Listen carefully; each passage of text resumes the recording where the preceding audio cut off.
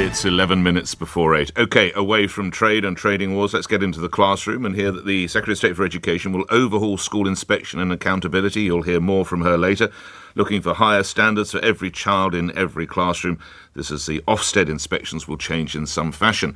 Let's turn to Labour MP and Minister for School Standards, McKinnell, who joins me now. Obviously, we have to wait for full details from the Secretary of State, but what can you tell us about what we'll hear a little of later today? Good morning.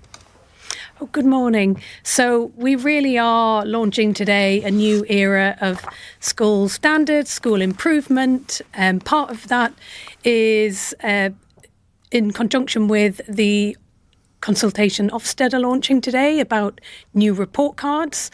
That is a new approach to Ofsted inspections that will create a much more granular picture of a school and really shine a spotlight on where schools are doing really well and are really strong on particular aspects of school life, but also where there's room for improvement.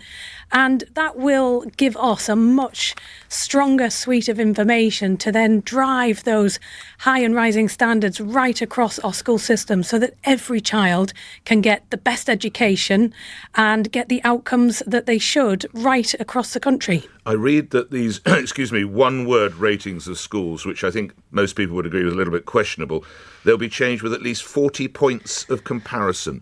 Can you expand on that, Minister? What does that mean? So the old system was very blunt and it had lost really the confidence of parents and schools, one-word judgments that summed up an entire school. So we abolished the one-word judgments. They've already gone, and Ofsted has already changed its approach to inspections.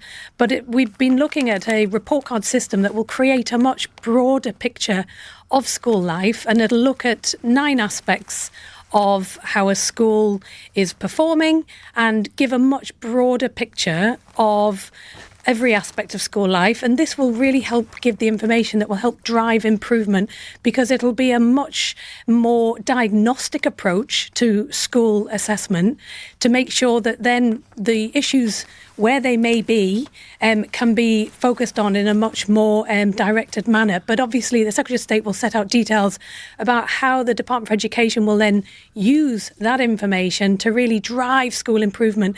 And I tell you, Nick, why this is important, because we've seen, massive progress in our school system over many years, and on a cross-party basis there have been improvements driven, most recently through the academy system, which has had a really good impact on particularly children in disadvantaged areas, but it hasn't gone far enough and there is still work to do. We know 1 in 3 children leave primary school without their fundamental skills in reading, writing and maths. We know that 1 in 5 children are currently regularly absent from school. You can't get a good education if you're not in school to get it. And we've got 600 schools that are consistently underperforming and just nothing has been done to support them to change. So we really need to drive that school improvement. That's 312,000 children in schools that are letting them down. We don't think that's good enough. We want more tools in the box to really drive that improvement, and that's what we're focused on today. OK, so we look at these different performance areas for a school and then there's a 5-point colour code. How does that work, Minister? So Ofsted's proposals are to have sort of 9 areas that they will focus on. 9. I'm so sorry, I thought it was 8. Sorry, 9. Go ahead. Yep. So that'll be leadership, teacher development, curriculum, achievement, attainment, behaviour, inclusion, safeguarding. I mean, I think it's really important. We know that there is a big challenge around special educational needs and disabilities and making sure that every child gets the best education. So there's a whole range of measures. And then each of those will be judged on a 5-point scale from causing concern right up to exemplary. And we think it's really important, actually. So what's causing concern is red, is it, presumably? And the best one is green, causing concern is action must be taken. Then there's attention needed.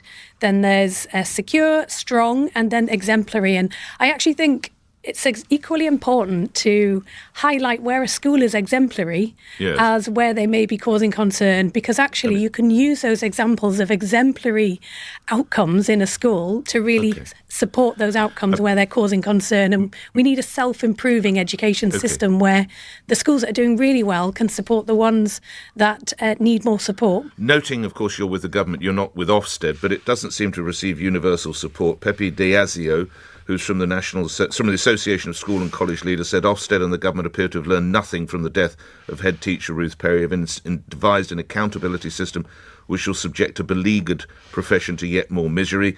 Daniel Kebede, General Secretary of the National Education Union, Ofsted has failed to take seriously the enormous concerns of the profession. Both go on to say that teachers could leave in their droves. How do you respond to that? So, I mean, the first thing I would say that this is a consultation and it's launched by Ofsted, so they are very much in listening mode on the proposals.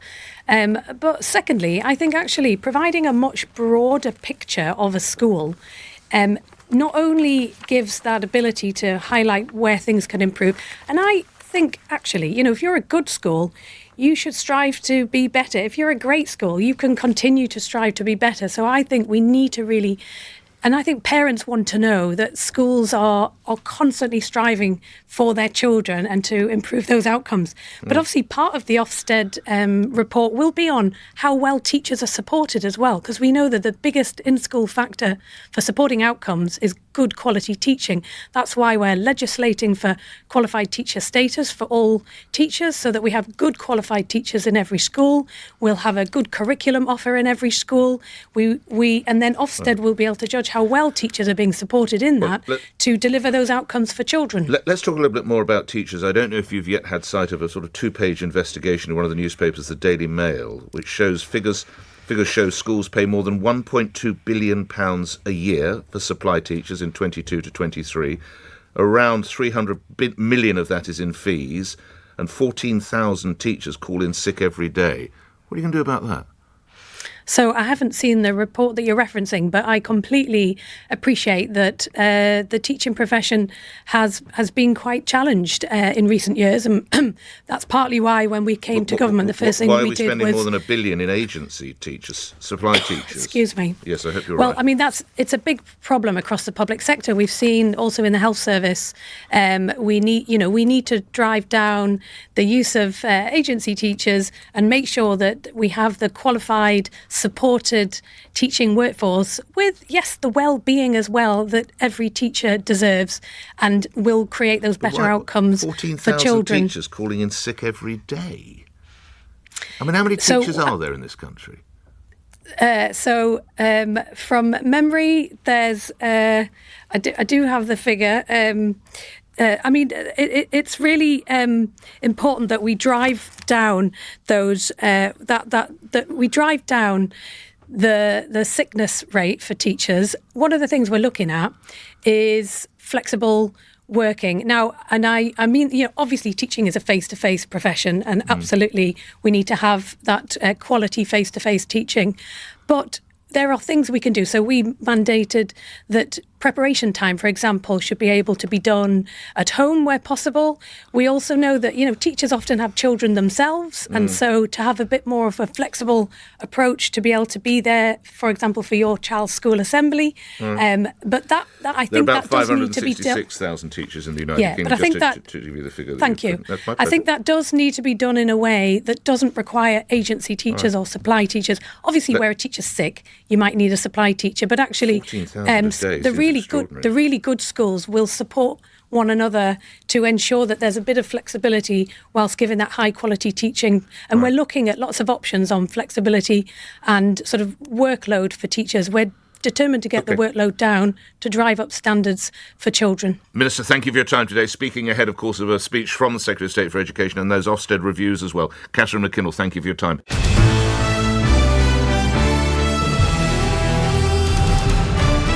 This is LBC from Global, leading Britain's conversation with Nick Ferrari at breakfast.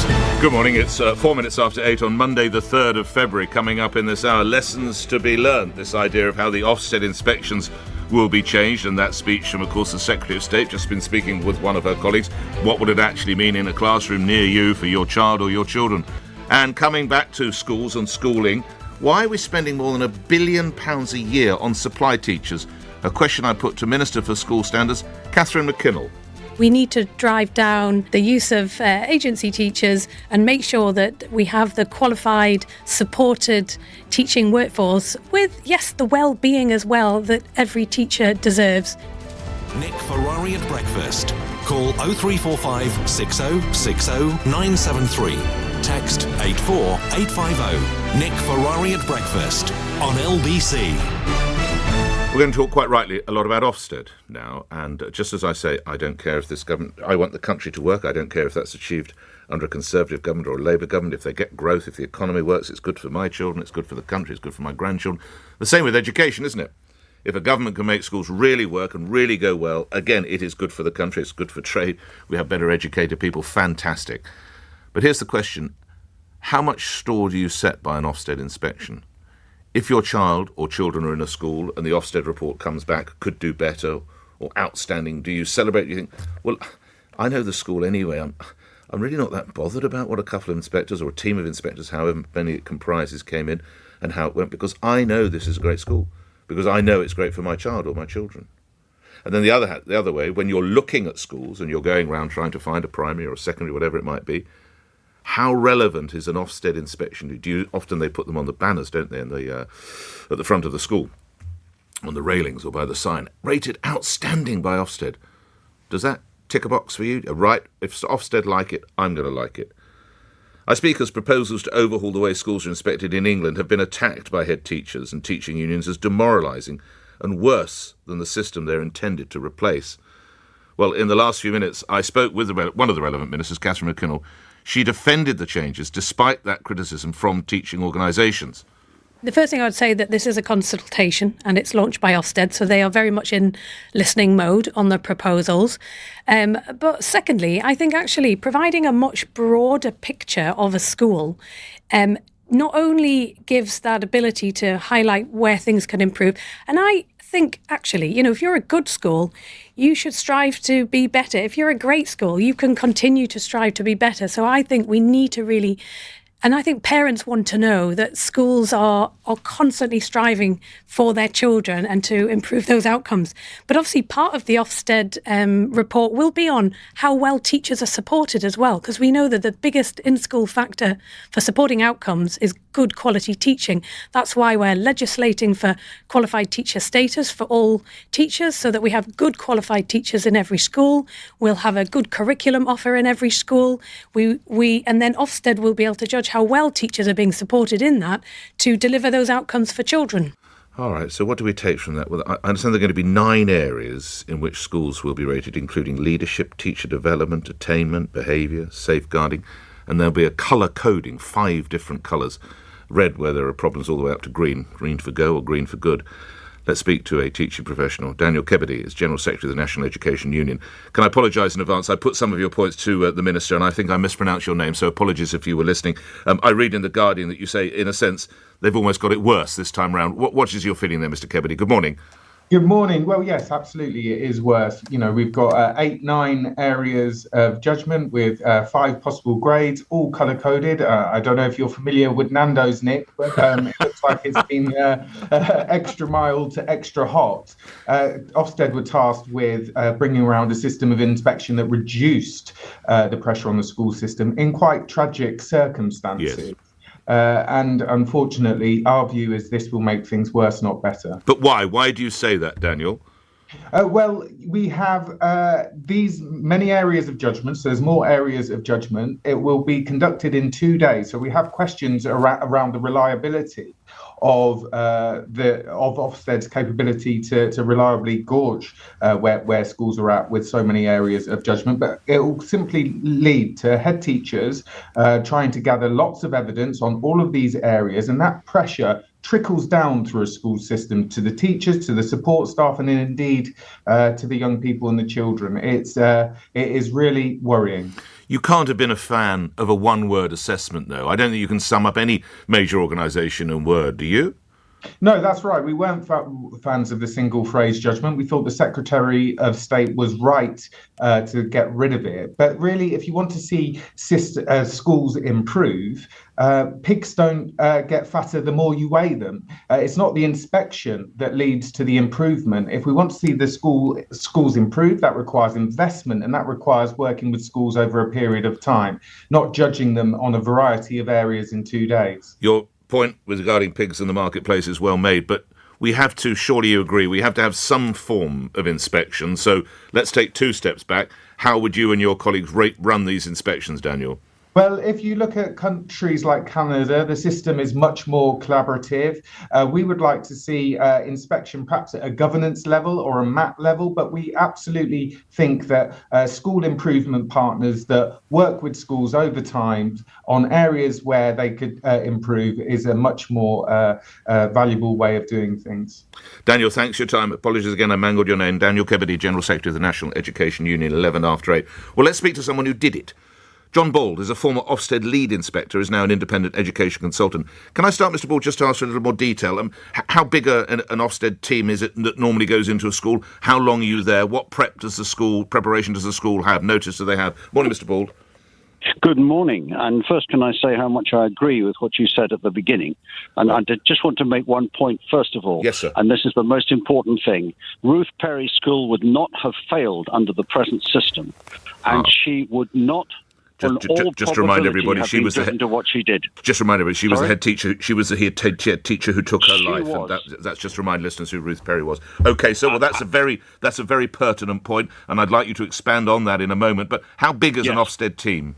An Ofsted team is, depending on the size of the school, can be anything from a single inspector to about half a dozen, and that's not enough to inspect a big school properly.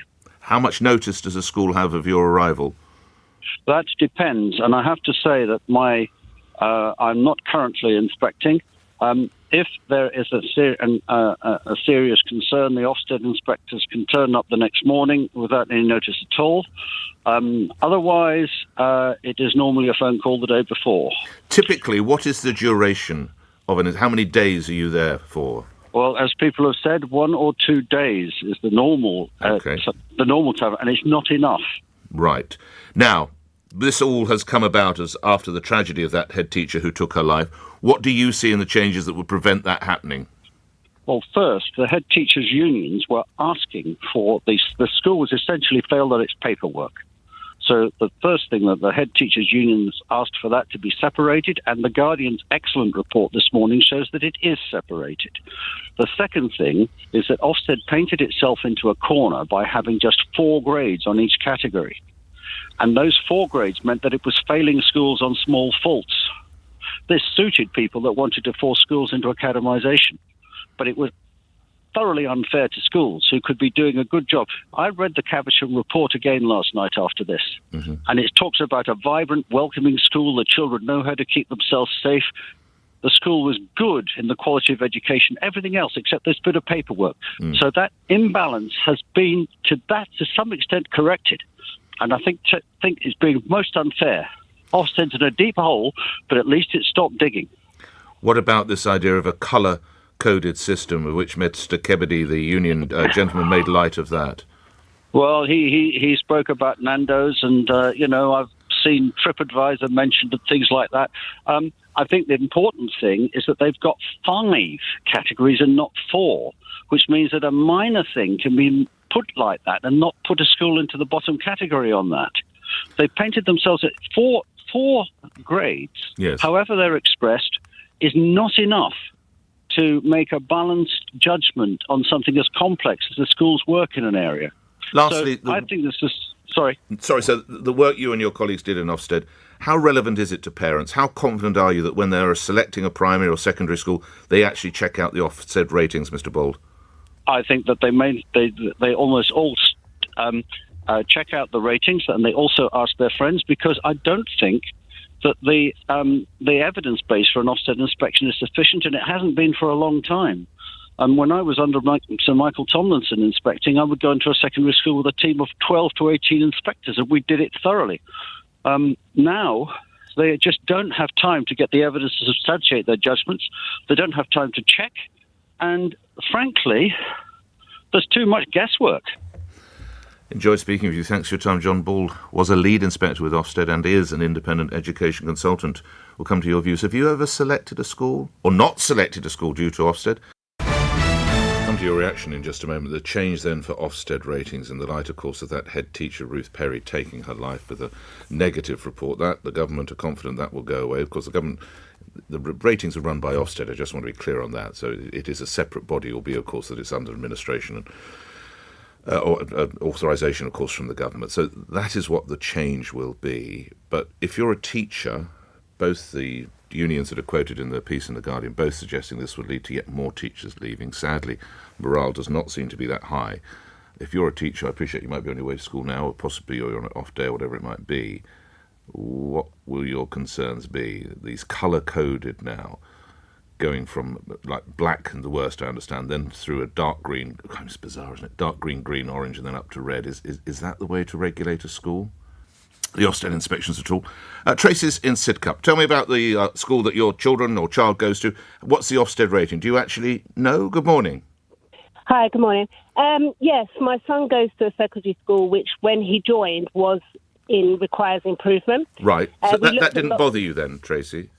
It didn't, because when we looked at many schools within the borough, we actually looked at some that were also outstanding and good and all across the board.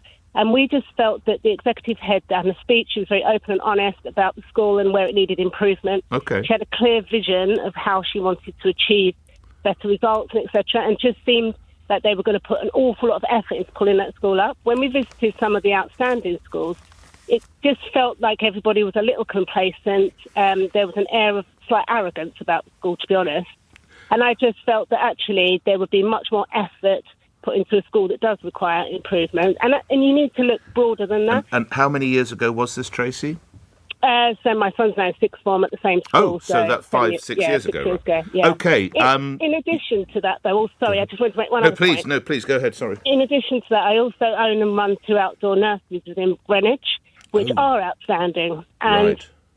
Our nurseries, I know the schools, it's slightly different for nurseries, but we still are Ofsted inspected.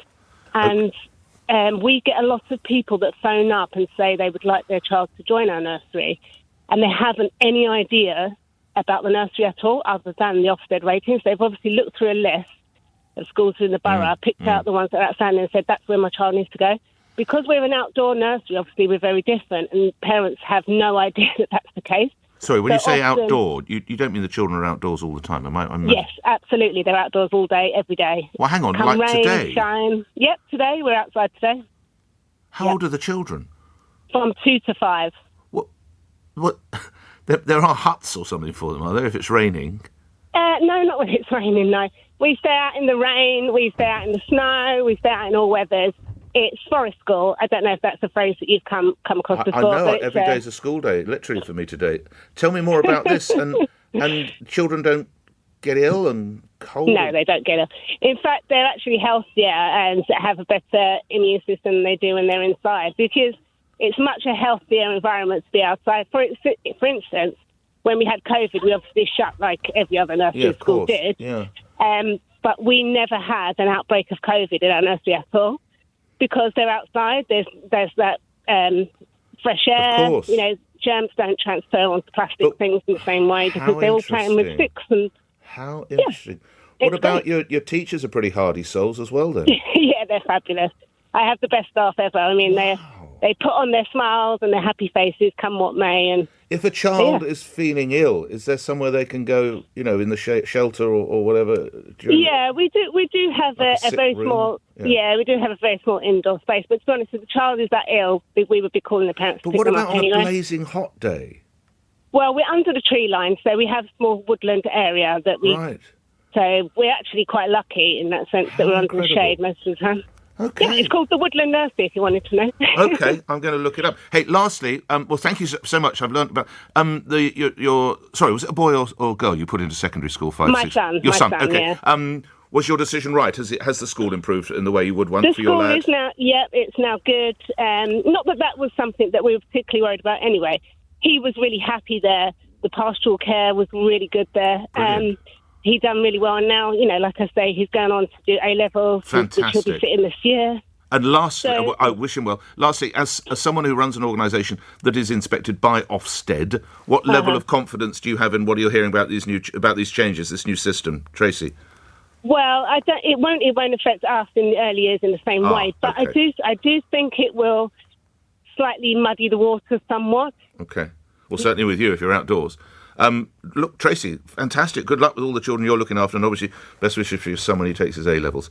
We're having more calls coming in on that, but we go into into the economy, the move and growth. Unfortunately, the lack of growth. Were you listening to LBC on Friday night? Pharmaceutical company AstraZeneca's cancelled plans to invest millions in expanding a vaccine plant in Liverpool. The firm had previously set aside £450 million for the facility in Speke. Hailed, of course, in the times of COVID, which Tracy was just referencing. AstraZeneca, how we loved them. Now they could take that massive plant. I'm not saying it's decided, but it could be off to the US. We'll examine that. 8:33, let me carve out a minute or two to do some of the social media, the texts that are coming in. We're talking about these changes to Ofsted inspections, also, of course, talking about what it means for the pupils as well as those who are being inspected. Jennifer in Scotland, I'm not a teacher, but in Scotland where education is devolved, it appears schools are getting rid of more experienced or expensive teachers in favour of newly qualified or cheaper teachers to meet the budget requirements. So then experienced teachers are having to do supply teaching to get some kind of income rather than none. Now that's interesting because we're going to look at the more than £1 billion that they spend on supply teachers in the next hour. Thank you for that. There's a school here, I won't name it, Brett, but thank you, said, check out a school in Reading. It's been destroyed with 4 inadequate Ofsted inspections, 60 to 70 kids being taught in the school hall through Zoom as teachers have walked away. I'll tell you what we'll do. We'll have a look at that later. I won't name it, which means that I could read it out, but we might have a look at that later. Ashley in Beaconsfield, with the schools moaning about Ofsted, they need to get a grip. It's absolutely imperative the state holds schools to account over the education they provide to our children. This rating should be taken in a professional manner and not personally. It's the same for any criticism in a world capacity. I think you mean in a word. I think the new proposed measures are a good compromise by Ofsted. Don A. Carter, at what point does government take responsibility for poor Ofsted results? The support a lot of these schools and they're getting is dire. Gosh, a lot of you commenting on this. Jim Abbott, the rating, if substandard, needs to be accompanied by acknowledgement and response either from the head or, if not accepted by the incumbent, the local authority, specifically the measures being taken to return to green, and that will cost money. Kath says, my teenage children went to an outstanding state school in Surrey. When the Ofsted inspectors and prospective parents have come to the school, the food was amazing, with lots of fresh fruit and healthy options. But on a day-to-day basis, the food was pizza slices and chips. That's the reality, I would imagine. All right, I'm glad I've shared some of those. Gosh, so many more. I will try and take a few more. Ofsted, Derek in Dartford. How important is Ofsted to you when you go for schools? Good morning. As an ex-teacher myself... as an ex-what, sir? Sorry. As an ex-teacher. Oh, you're a teacher. Okay, very good. Yeah, I'm an ex-teacher. Myself, 26 years in the profession. I do love Ofsted simply because as a country, we need guardrails to be present to keep all these checks and balance and to make sure children are getting the highest quality of education. So I know the pressure is huge, but it's something that we should always welcome it simply because of the results. Because if we're thinking of our future leaders and children getting the highest quality of education, then we need to... What sort of ratings did the schools get you worked at there, Derek? Can you remember some of them? Of course. I've been in a school which requires improvement. I've been in a school which is good, and then a school as well which is outstanding in North London. And personally, I know, people, a lot of people don't want it, but we should be very, very careful what we wish for. I'm originally from Ghana, and in my country, we're crying out loud for something like Ofsted. Sure. Hey, what subject did you teach, Derek? I'm an A-level physics and mathematics teacher. And lastly, when your head called you or brought all the teachers in and said, OK, just to let you know, next Thursday we've got an Ofsted inspection, what was the mood around the room with your colleagues? Were you nervous? What did you do? Yeah, there's a natural tendency to be nervous. I wouldn't lie about that. However, I've been fortunate to work in schools where the head teachers kept their eye on the ball, where we used to get people who have done Ofsted inspections before they come in, they speak to us right at the start of the term. It's like getting our ducks in the row, dotting our I's and making sure we're always Ofsted ready. So, I mean, as a head teacher or as a school, what I would encourage is that Ofsted is something that you always have to make sure your teachers are Ofsted ready. Lastly, what do you do now you've left teaching? I'm into project management, IT project management. Okay. Yeah. Good luck with it. Derek, thank you. I'm only finishing to get another call in ahead of the news headlines. Thanks, Derek. John's in Birmingham. Oh, John, you're connected with education. You're a school governor, are you? Yes, Nick. Yeah, I'm a governor at my kids' school. Very interested to hear some of the things this morning. Their school was outstanding. Finally got assessed after 12 years. Right. And I saw the new system. It's a complete waste of time, Nick. Instead of one word, it's 5 of the same words. There was no colour coding used. It was 5 categories they were graded out of: outstanding, good, or need improvement. And what I don't understand, the head teacher was going to get a phone call, and he did. By 9:30 on the Monday morning, they were there at 9 o'clock the Tuesday morning, and the decision was made by close of play on Tuesday. Now, after 12 years, how can you accurately grade or understand a school in that space of time? How big a school is it, just out of interest? How many pupils? 400. Is it primary or secondary? Yes, primary. It's a primary school. Okay. How long do you think how much time should they put to it? More time than that. I mean, I went back in at the end, and the adjudicators that come in literally sit there and they give the feedback to the teachers. And when you're seeing teachers who have worked and put their hearts and souls into it, literally being graded and downgraded, and the school actually went down to a good. And as I said to the head teacher and to the staff at the time, I said, please do not grade yourselves on Ofsted. Grade yourselves on the kids that you're putting through, and you are making some absolute little champs. What was the impact on the teachers, would you say? They were crying, Nick. Really? They were in tears. They literally, I mean, I'm very, very proud of the school I'm a governor at. And they were in tears, and I know it's had a negative impact on their morale. But there is one bigger story, Nick, that one thing that hasn't been put out there about this whole teacher situation. The government are yet to tell schools what their budgets are for the next couple of years. So all schools and all head teachers are now having to plan for things like redundancies, and I don't think this has been put into the news as much as it should, because they don't know where they're going to be financially. One thing that is in the news, lastly, John, is that we spend more than £1 billion on supply teachers across the country. What aspect of concern is there for you as a school governor with absence or use of supply teachers at the school you're at? I think they've got 2 supply teachers on at the moment, both doing maternity cover. So I'd say we're semi-blessed on that. But I do feel that this comes down to the stability that the government, they do it in education, they do it in NHS. Let them know what they've got to spend and let them know what they've got to do. The problem is we are semi-using part of the school's reserves this year, and we can do it again next year, and then we would literally be in a deficit situation.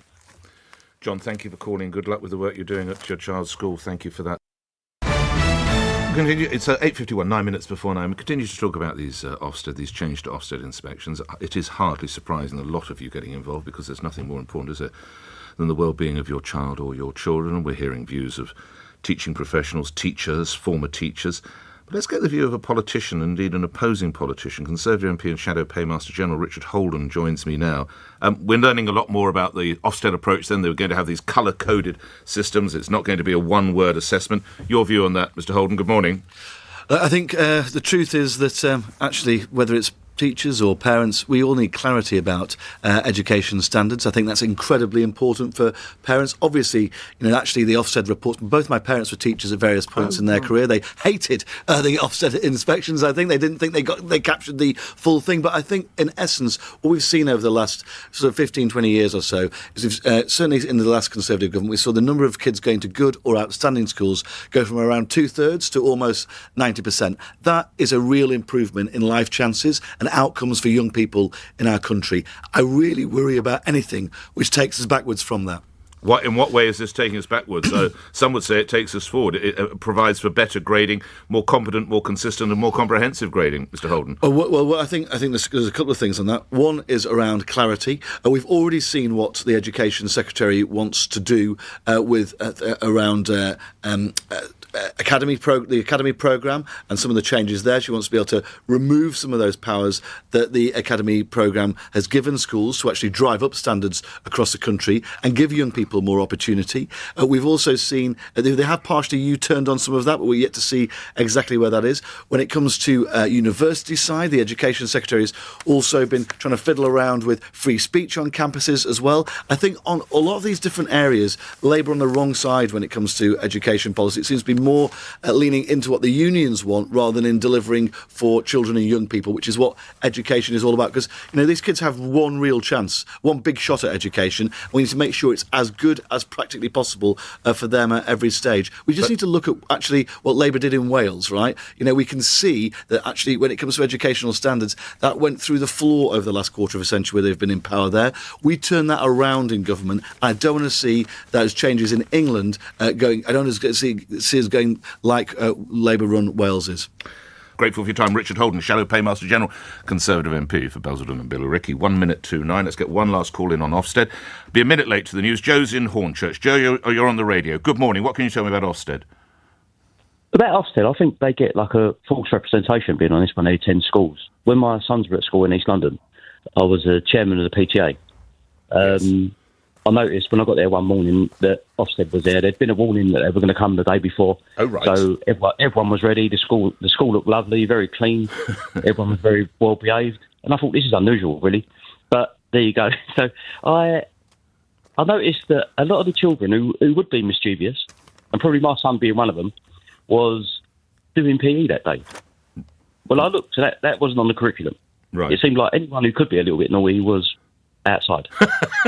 So, being an outspoken person, as you can probably hear I am, yeah, go on.